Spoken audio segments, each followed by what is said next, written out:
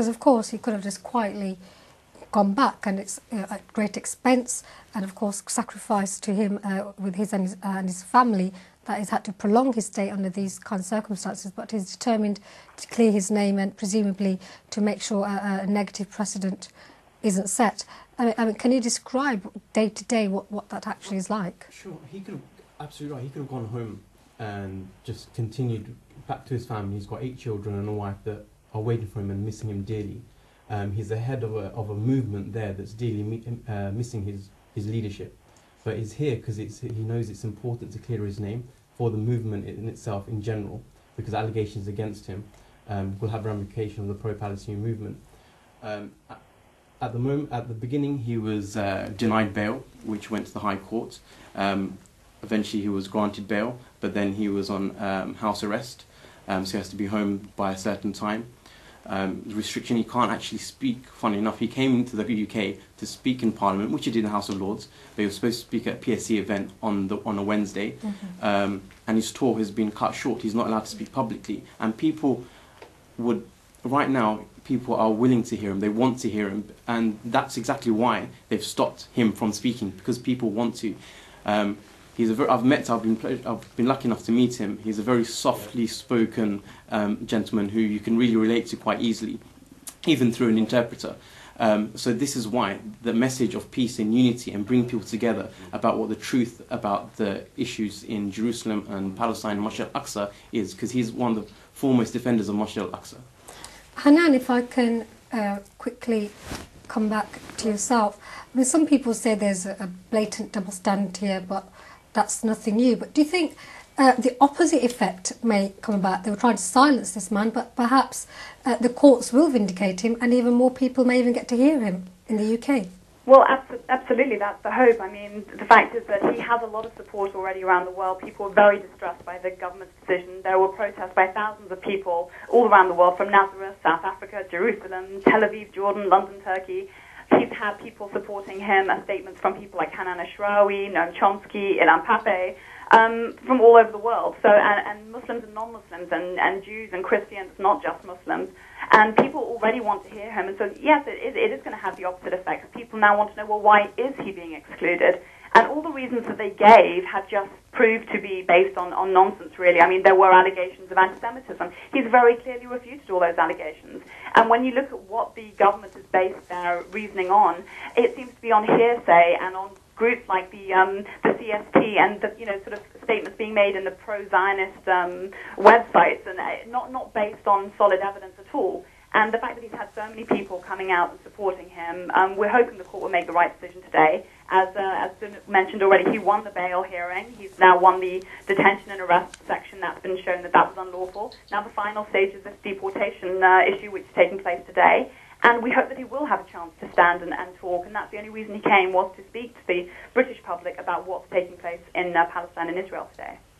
But do you think the fact that it's taken this process, and we still don't know the exact outcome, it may actually put off other people, and that is one of the aims, surely, of trying to stifle the pro-Palestinian movement, that it becomes such a hassle. People have to go through so much that some people decide, well, actually, it's not worth the trouble.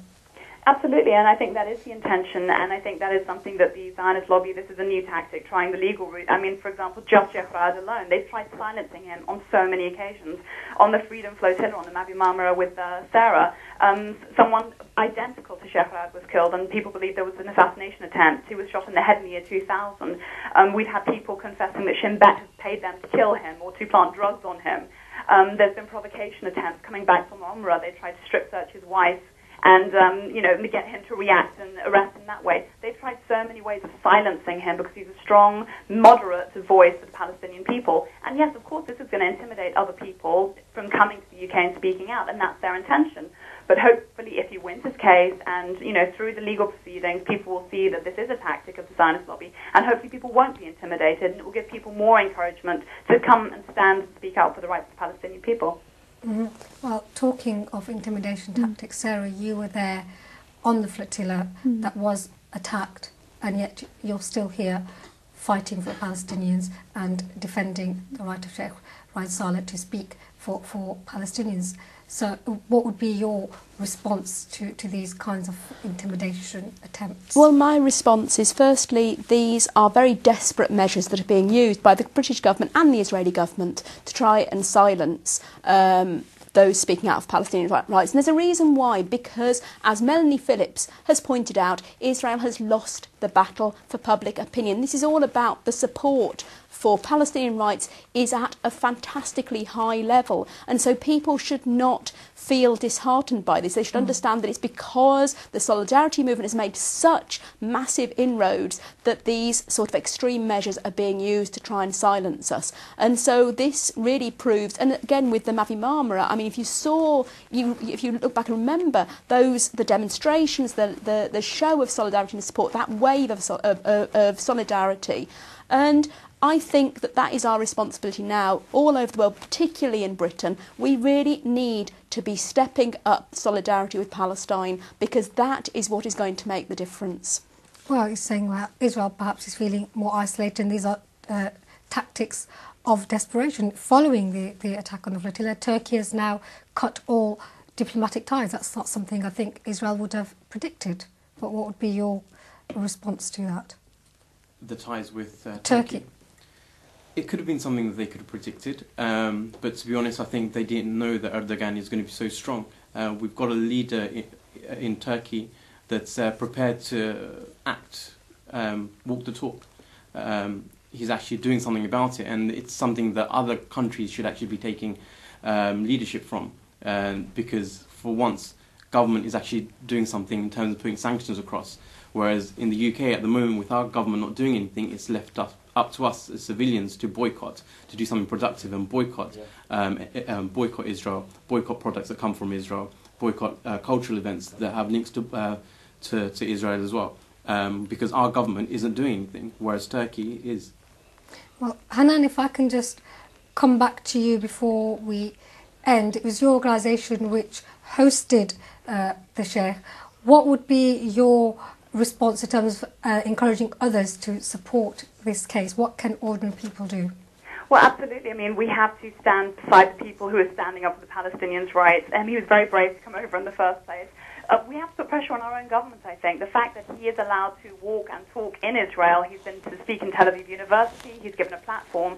And the fact that when he comes to our country, we arrest him.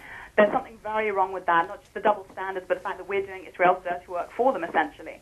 So I think things like last week, the change in the universal jurisdiction, I think that went through sort of slightly under the radar. I think pro-Palestinian activists were aware, but not the wider public were aware of what this means. So I think people need to be a lot more aware of what's going on with this government and keeping their eye on issues and lobby the parliamentarians. As your guests have already said as well, take part in the BDS campaign, get involved in boycotting Israeli goods. The same way the South African apartheid was defeated by the mass public movement, that same thing needs to happen in the Palestinian case. So I think people just need to really get on board. As Sarah said now, sort of there is a massive amount of solidarity at the moment, and we need to utilize this to the advantage of the people and fighting for their human rights and dignity in Palestine. Well, thank you for that. We have no more time for today's show, but we'll definitely be keeping up to date with this case and bring you developments as we see them. Thank you so much to all our guests for being with us. Don't forget the programme will be repeated on YouTube, and you can tweet us now, as well as we have our own Twitter account, and we'd love to get your responses in. So do join us same time next week.